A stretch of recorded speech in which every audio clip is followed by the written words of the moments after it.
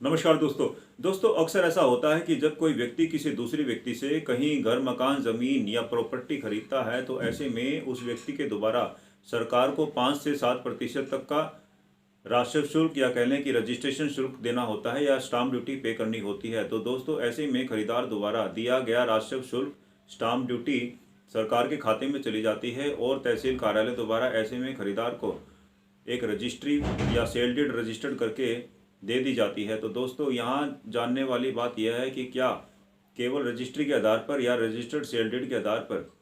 किसी खरीदार को उसके द्वारा खरीदी गई संपत्ति प्रॉपर्टी पर मालिकाना हक मिल जाता है, ओनरशिप टाइटल मिल जाता है। तो दोस्तों हम यहाँ बता देना चाहते हैं कि केवल सेल डीड के आधार पर या रजिस्ट्री के आधार पर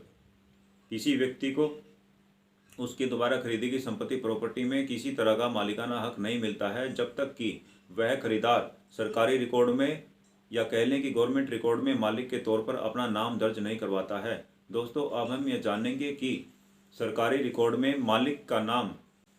सरकारी रिकॉर्ड में गवर्नमेंट रिकॉर्ड में ऐसे खरीदार को मालिक के तौर पर अपना नाम दर्ज करवाने के लिए क्या करना होता है। दोस्तों जब तहसील कार्यालय द्वारा सेल डीड रजिस्टर करके रजिस्ट्री की एक कॉपी ऐसे में नए खरीदार को जब दे दी जाती है तो नए खरीदार का यह कर्तव्य होता है या उसकी जिम्मेवारी होती है या उसकी रिस्पॉन्सिबिलिटी होती है कि वह सेल डीड की रजिस्ट्री मिल जाने के 1 महीने के बाद, जी हाँ दोस्तों, रजिस्ट्री मिल जाने के 1 महीने के बाद ऐसे में खरीदार का एक कर्तव्य होता है कि वह अपने दोबारा खरीदे गए घर, मकान, अपनी संपत्ति का दाखिल खारिज करवाए, म्यूटेशन करवाए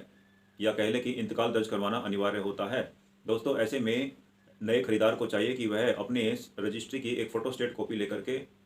जल्द से जल्द अपने तहसील कार्यालय में जाए, वहाँ पर अपने एरिया के पटवारी साहब से मिले। जी हाँ दोस्तों पटवारी साहब के द्वारा दाखिल खारिज का एक रजिस्टर मेंटेन किया जाता है जिसे अक्सर म्यूटेशन का रजिस्टर भी कहा जाता है। दोस्तों पटवारी साहब द्वारा इस रजिस्टर में बेचने वाली पार्टी का नाम भी दर्ज होता है और खरीदने वाली पार्टी का नाम भी दर्ज करवाया जाना अनिवार्य होता है। दोस्तों जैसा कि दाखिल खारिज शब्द में ही उसका अर्थ छुपा है, दाखिल का अर्थ होता है कि पटवारी साहब के रजिस्टर में नए मालिक के तौर पर नए खरीदार का नाम दाखिल किया जाता है, दर्ज करवाया जाता है, अंकित करवाया जाता है। दोस्तों दाखिल खारिज में खारिज का मतलब होता है कटवा देना या हटवा देना। तो दोस्तों ऐसे में पटवारी साहब के रजिस्टर में उस बेची गई संपत्ति का, बेचे गए मकान का पुराने मालिक के तौर पर नाम हटवा दिया जाता है, काट दिया जाता है। तो दोस्तों दाखिल खारिज की इस प्रक्रिया हो जाने के बाद ही एक नए खरीदार को सरकारी रिकॉर्ड में या कह लें कि गवर्नमेंट के रिकॉर्ड में मालिक के तौर पर मान्यता दी जाती है। दाखिल खारिज हो जाने के बाद ही एक नया खरीदार अपनी खरीदी गई संपत्ति पर, अपने घर, मकान पर उसको मालिकाना हक मिल जाता है, ओनरशिप टाइटल ऐसे में नए खरीदार को मिल जाता है। आइए दोस्तों अब हम देखते हैं कि यदि किसी लापरवाही के चलते या किसी अन्य परिस्थिति के वश कोई खरीदार अपनी दोबारा खरीदे गए घर, मकान, जमीन का दाखिल खारिज नहीं करवाता है या दाखिल खारिज करवाने में चूक जाता है तो उसे भविष्य में अपने संपत्ति प्रॉपर्टी को लेकर किस तरह की कानूनी समस्याओं का या अन्य परेशानियों का सामना भी करना पड़ सकता है। दोस्तों यदि नए खरीदार के द्वारा उसके द्वारा खरीदी गई संपत्ति प्रॉपर्टी का दाखिल खारिज नहीं करवाया गया है तो ऐसे में सरकारी रिकॉर्ड में, गवर्नमेंट रिकॉर्ड में उस खरीदी गई संपत्ति का मालिक के तौर पर नाम जो होता है वह बेचने वाली पार्टी का नाम ही असल मालिक के तौर पर दर्ज होता है। तो दोस्तों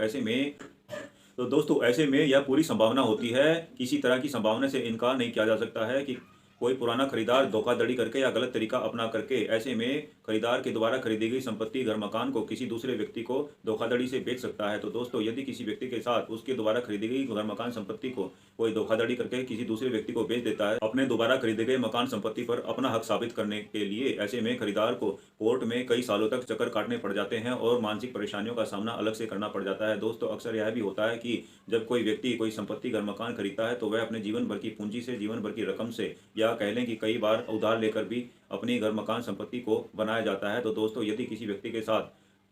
केवल और केवल दाखिल खारिज ना करवाने की वजह से, म्यूटेशन ना करवाने की वजह से यदि कोई व्यक्ति उसकी संपत्ति को किसी दूसरे अन्य व्यक्ति को धोखाधड़ी करके बेच देता है तो दोस्तों इस वीडियो में हमने जाना कि खरीदार का यह परम कर्तव्य है या उसकी जिम्मेवारी है कि वह अपनी मेहनत की कमाई से खरीदे गए घर, मकान, जमीन, जायदाद को सेल डीड रजिस्टर्ड हो जाने के बाद निश्चित होकर ना बैठ जाए। दोस्तों ऐसे में उसकी वह जिम्मेवारी बनती है, उसका कर्तव्य बनता है कि वह जल्द से जल्द अपने तहसील कार्यालय में जाकर अपने पटवारी साहब से मिलकर अपने द्वारा खरीदे गए घर, मकान, संपत्ति का दाखिल खारिज करवाए, म्यूटेशन करवाए ताकि कोई धोखाधड़ी करके उसकी दोबारा खरीदी गई संपत्ति को, घर, मकान को किसी दूसरे व्यक्ति को बेच ना सके। की जानकारी से भरपूर ऐसे ही और वीडियोस पाने के लिए आपसे मेरा अनुरोध है कि आप मेरे चैनल कानून टुडे को ज़्यादा से ज़्यादा शेयर कीजिए, लाइक कीजिए, सब्सक्राइब कीजिए। धन्यवाद।